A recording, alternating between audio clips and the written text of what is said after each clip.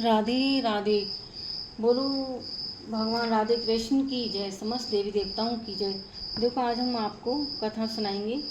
तो 12 अवतार की, जैसे 24 अवतारों की भगवान की हम कथा सुना रहे थे। पहले हमने मत्स्य अवतार की सुना चुके हम, और भगवान के 2 अवतारों की हमने पहली कथा सुनाई थी, है ना।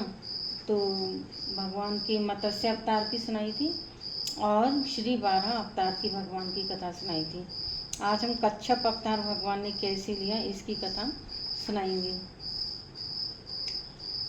जय जय मीन बराह कमट नरहर बल बावन, परशुराम रघुवीर कृष्ण कीरत जग पावन।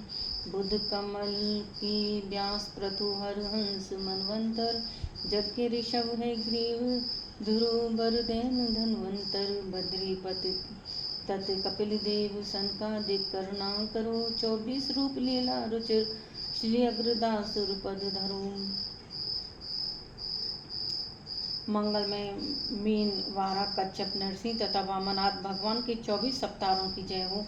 जय हो, इन मंगल हो। हमें इन्हें नमस्कार करते हैं। परशुराम रघुवीर श्री राम एवं श्री कृष्णाथ सभी अवतारों की पवित्र कीर्ति संसार को पवित्र करने वाली है। बुद्ध कल की व्यास प्रतु हर हंस मनवंतर, यज्ञ ऋषभ है ग्रीव ध्रुवरताई श्री हरि धनवंत। नर नारायण दत्तात्रेय कपिल देव तथा सनक सनंदन सनातन और सनत कुमार सभी मुझ दास पर कृपा करें। 24 अवतारों के रूप एवं उनकी लीलाएं अत्यंत सुंदर हैं। इन अवतारों के समेत गुरुदेव श्री अग्रदास जी महाराज मेरे हृदय में अपने श्री चरण स्थापित करें। अथवा सभी अवतार मुझ अग्रदास के हृदय में निज पद कमल रखें। बोलो भगवान श्री राम की जय, राधे कृष्ण की जय। जैसे कि भगवान ने 24 अवतार लिए, तो पहले हमने मत्स्य अवतार और श्री विग्रह अवतार भगवान 12 अवतार की कथा हम पहले सुना चुके हैं। कच्छप अवतार की कथा। जब दुर्वासा जी के शाप से इंद्र सहित तीनों लोग श्री रहित हो गए, तब इंद्रादि ब्रह्मा जी की शरण में गए। ब्रह्मा जी सबको लेकर अजित भगवान के धाम को गए और उनकी स्तुति की। भगवान ने उनको यह युक्ति बताई कि दैत्यों दानवों के साथ संधि करके मिलजुल कर क्षीर सिंधु को मथने का उपाय करो। मंत्राचल को मथाने, वासुकी नाग को नीति बनाओ। मंथन करने पर पहले कालकूट निकलेगा, उसका भय न करना, और फिर अनेक रथ निकलेंगे, उनका लोभ न करना। अंत में अमृत निकलेगा, उसे मैं युक्ति से तुम लोगों को पिला दूंगा। देवताओं ने जाकर दैत्यराज बलि महाराज से संधि कर ली। अब देवता और दैत्य मंदराचल को उखाड़ कर ले चले, परंतु थक गए। तब भगवान प्रकट होकर उसे उठाकर गरुड़ पर रखकर सिंधु तट पर पहुंचे व उसकी अमृत के लोभ से नेति बने। जब समुद्र मंथन होने लगा, तब बड़े बड़े देवता और असुरों के पकड़े रहने पर भी अपने भार की अधिकता और नीचे कोई आधार न होने के कारण मंदराचल समुद्र डूबने लगा। इस प्रकार अपना सब करा कराए मिट्टी में मिलते देखकर उन सबों का मन टूट गया। उस समय भगवान ने यह देखकर कि यह सब विघ्नराज गणेश जी की करतूत है, उन्होंने हंस के कहा, सब कार्यों के प्रारंभ में गणेश जी की पूजा करनी चाहिए। सो तो हम लोगों ने तुरंत भूलकर उनको भुला दिया। बिना उनकी पूजा के कार्य सिद्ध नहीं होता, नहीं दिखता।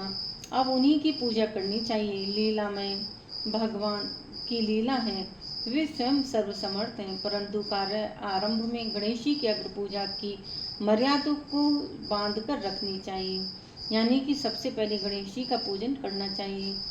उसका पालन करने के लिए सब देवताओं और दैत्यों की यह परामर्श दिया कि तो सभी लोग इधर श्री गणेश जी की पूजा में लगे।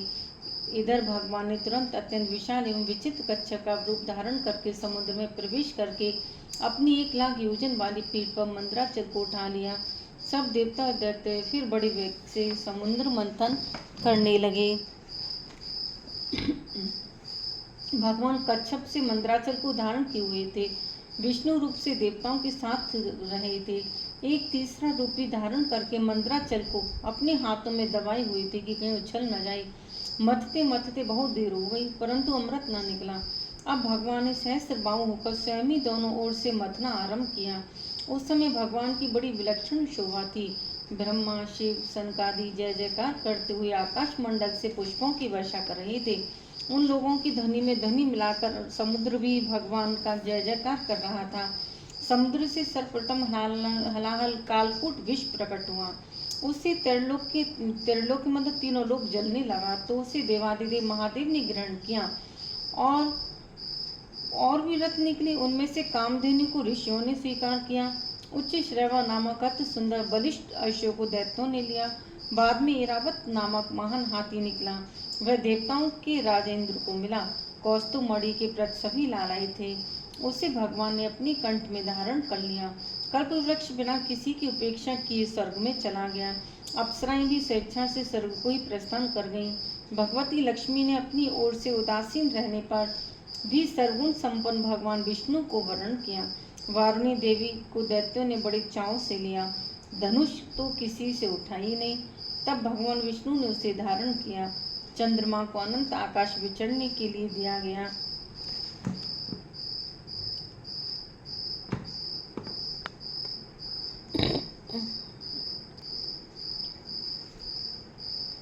राधे राधे। उसे उठाकर गरुड़ रखकर समुद्र तट पर पहुंचे। वासुकी अमृत के लोभ से त्रिनेत्री बने। जो समुद्र मंथन होने लगा तब बड़े बड़े देवता और असुरों के पकड़े जाने पर भी बाहर के दिखता और नीचे के आधार न होने के कारण मंदराचल समुद्र में डूबने लगा।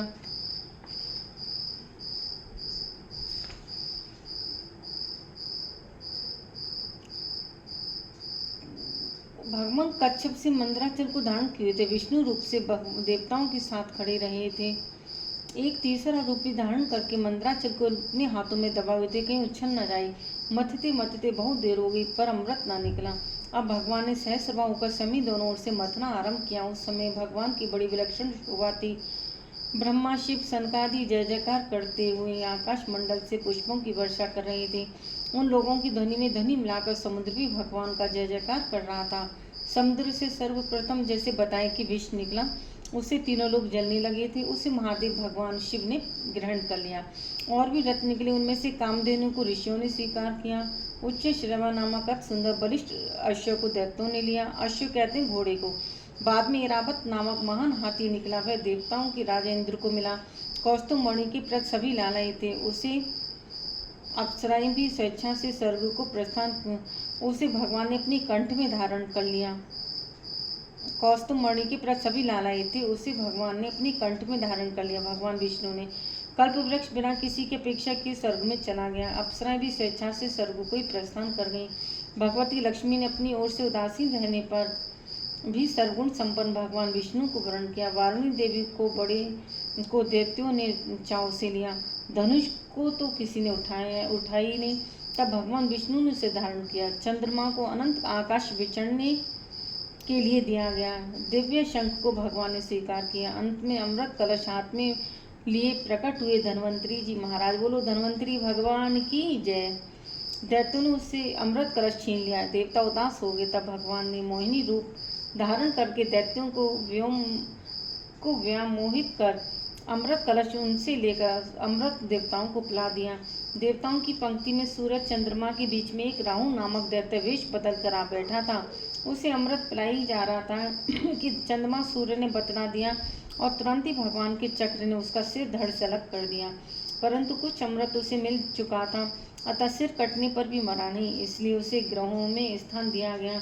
राहु अब भी सूरज चंद्रमा से बदला लेने के लिए उनके पर्व अमावस्या और पूर्णिमा पर आक्रमण करता है, जिसे ग्रहण करते हैं। देवताओं ने अमृत पी लिया था। भगवान का आश्रय था ही, अतः अब की बार संग्राम में विजय देवताओं की हुई। बोलो कच्छप भगवान की जय। राधे राधे। कथा कैसी लगी बताना। राधे राधे।